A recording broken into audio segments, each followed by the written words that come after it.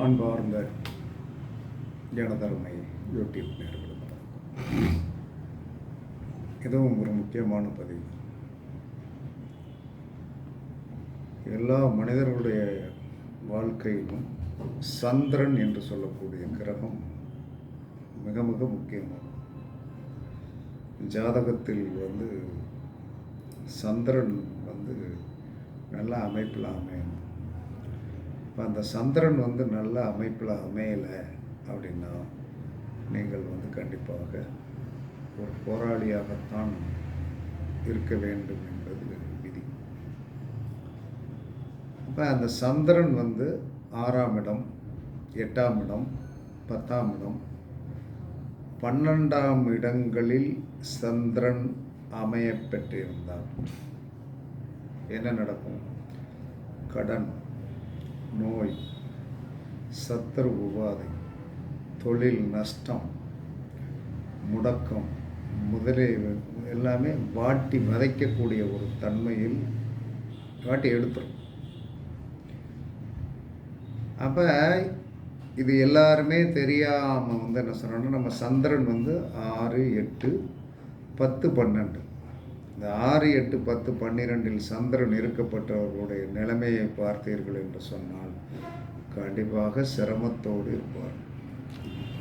அப்படி இந்த சிரமத்தோடு இருக்கிற ஒரு தோஷத்தை போக்கக்கூடிய சக்தி என்ன சொன்னாங்க, யாருக்கு உண்டு? யாருக்கு உண்டு அப்படின்னா ஐஸ்வர்ய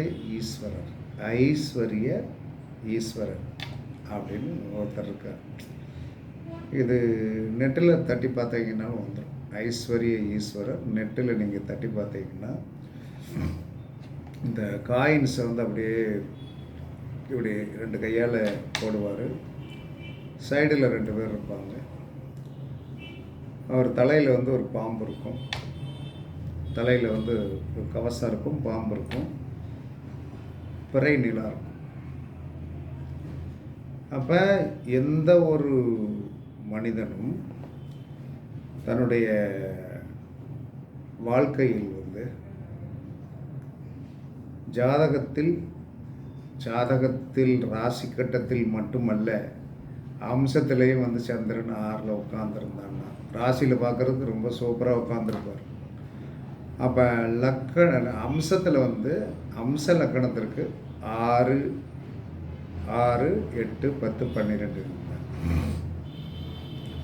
ராசி கெட்டு அம்சம் நல்லா இருந்தால் பிரச்சனை இல்லை, அது சக்ஸஸ் ஆகிடுச்சுன்னு அர்த்தம். அப்போ ராசி கட்டத்தை விட அம்ச கட்டத்தில் 6, 8, 10, 12 அல்லது என்ன சொல்கிறேன்னா அம்சத்தில் சரியாக இருந்தாலும் 6, 8, 10, 12 இல்லாமல் இருந்து ராசி கட்டத்தில் 6, 8, 10, 12 இருந்தால் இவர்கள் ஏதாவது ஒரு விதத்தில் தொழிலில் பின்தங்கிய நபராகவும் பிரச்சனைக்குரியவர்களாகவும் ஈஸியாக அவர்களுக்கு எதிரி உருவாகி சத்துரு உபாதை அப்படின்னு.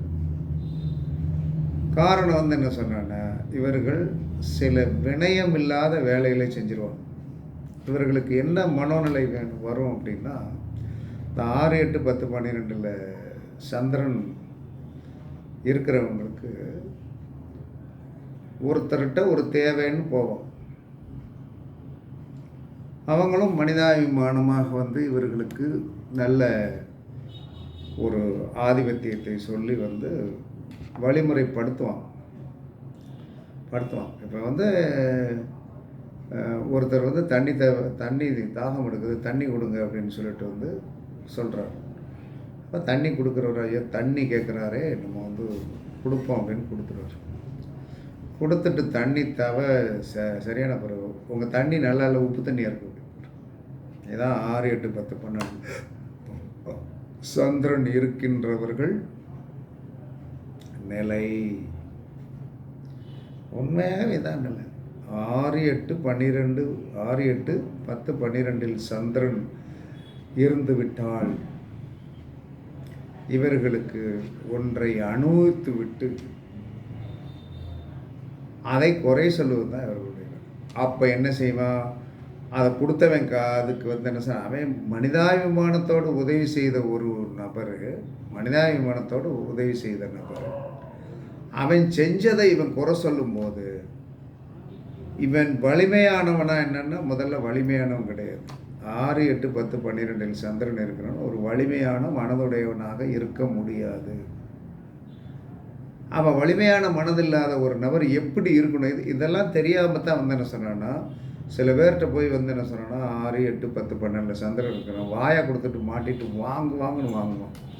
வாங்கிட்டு என்ன சொன்னான்னா எதுக்கவும் முடியாது, ஜெயிக்க முடியாது. இந்த நபர்களுக்கு அந்த ஜெயிக்கின்ற தன்மைகள் வந்து கண்டிப்பாக கிடையாது. அப்போ ஜெயிக்கின்ற தன்மை இல்லாத ஒருத்தன் போய் வந்து என்ன சொன்னான்னா, நீ எதுக்கு போராடுற? எப்பயுமே நாம் ஜாதகத்தின்படி உயர்வுள்ளவர்களாக இருக்கோமா, நடுத்தரமாக இருக்கோமா, தாழ்வாக இருக்கோமா, அதற்கு என்ன வழிமுறைகளை கடைப்பிடித்து கொள்ள வேண்டும் என்று சொல்லக்கூடிய சூத்திரங்களை தெரிந்து கொள்ளுங்கள். எல்லாருக்கும் ஜாதகத்தில் 100% யோகமானவர்களும் கிடையாது, எல்லாரும் 100% அவயோகியும் கிடையாது. ஆனால் வாழ்க்கையில் வந்து வாயை கொடுத்து மாட்டுகின்ற ஒரே நபர்கள் 6, 8, 10, 12 சந்திரன் இருப்பவங்க தான். இவர்களுக்கு பிரச்சனை இல்லைன்னா கடன் இருக்கும், நோய் இருக்கும், சத்ரு உபாதை, தொழில் நஷ்டம், இத்தனை இருக்கும்.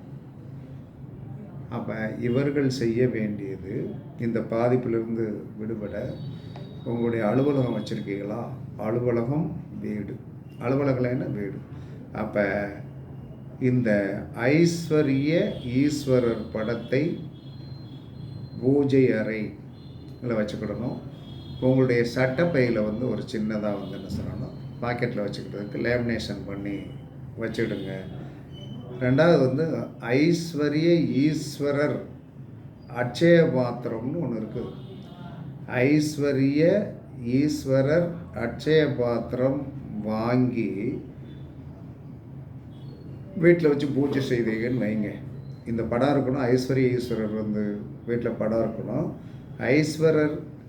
ஐஸ்வர்ய ஈஸ்வரர் அட்சய பாத்திரம் வாங்கி பூஜை செய்து நீங்கள் என்ன செய்யுங்க, வீட்டில் வச்சிருக்க இந்த 6, 8, 10, 12 வந்து சந்திரன் இருக்கின்ற தோஷம் வந்து என்ன சொல்லணும் வந்து கண்டிப்பாக உங்களுக்கு பாதிப்பிலிருந்து விடுபட்டு விடும். அதனால் 6, 8, 10, 12 சந்திரன் இருப்பவர்கள் எங்கேயுமே வெளி உலகத்தில் வந்து ஒன்று நன்றியோடு இருங்க. ஏன்னா உங்களுடைய தேவைகளுக்கு நீங்கள் இன்னொருத்தட்ட போகிறீங்க, போய் திரும்ப வந்து அதில் அவங்க கொடுக்கின்ற கருத்துக்களோ கல்வியோ உங்களுக்கு செட் ஆகாமல் இருந்திருக்கலாம். அதாவது வந்து ஜோதிடம் உண்மையானது, அது நமக்கு சில நேரங்களில் வந்து செட் ஆகாது. அதற்கு அந்த ஜோதிடத்தையே குறை சொல்லக்கூடிய ஒரு ஆதிபத்தியமுடைய மனோநிலை உங்களுக்கு வந்துடும். அது என்ன அப்படின்ட்டு என்கிட்ட வந்து ஒருத்தர் வந்து ஜாதகம் பார்த்துட்டு வந்து தன்னுடைய தேவைகள் வந்து சரியாகிற வரைக்கும் வந்து ஆகா ஓகோன்ட்டு இதே வாய்தான் பேசிச்சு. மைனஸ் நடந்த பிறகு வந்து ஜோதிடத்தை தலகுப்புற போட்டு பேசுது. அப்போ தலகுப்புற போட்டு பேசும்போது என்ன நடக்கும், அப்போ நேற்று பேசுனது என்னவாய், இன்றைக்கி என்ன பேசுனது என்னவாய் அப்படிங்கிற கேள்வி தான் இருக்கும். அப்போ இவர்களெல்லாம் கடைசியில் வாழ்க்கையில் முன்னேற முடியாது, பெரிய வெற்றிகளை பெற முடியாது. அப்போ உங்களுடைய ஜாதகத்தில் என்ன குறைகள் இருக்கிறதோ அதை இலகுவாக சரி பண்ணுவதற்கு இந்த ஜாதகத்தில் நான் சொன்ன வந்து என்ன சொன்னேன்னா, ஐஸ்வர்ய ஈஸ்வரர் படம் வந்து கண்டிப்பாக வச்சுருக்கணும். அட்சய பாத்திரம் வாங்கி பூஜை அறையில் வைக்கணும். இது நெட்டில் தட்டி பாருங்கள், எங்கே கிடைக்கும்னு தெரியும். அட்சய பாத்திரம் வந்து என்ன சொன்னோன்னா பூஜை அறையில் வாங்கி வைங்க. இப்போ எல்லா கடைகளில் வந்து மங்களபாத்திர கடைகளில் விற்குது, அட்சய பாத்திரம் அப்படிங்கிறது விற்குது.